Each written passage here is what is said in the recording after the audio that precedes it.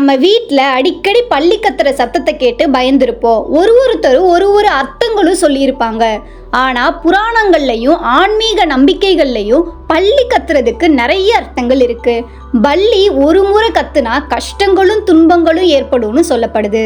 2 முறை கத்துனா வீட்டில் பணவரவும் அதிர்ஷ்டமும் வரும்னு குறிக்குது.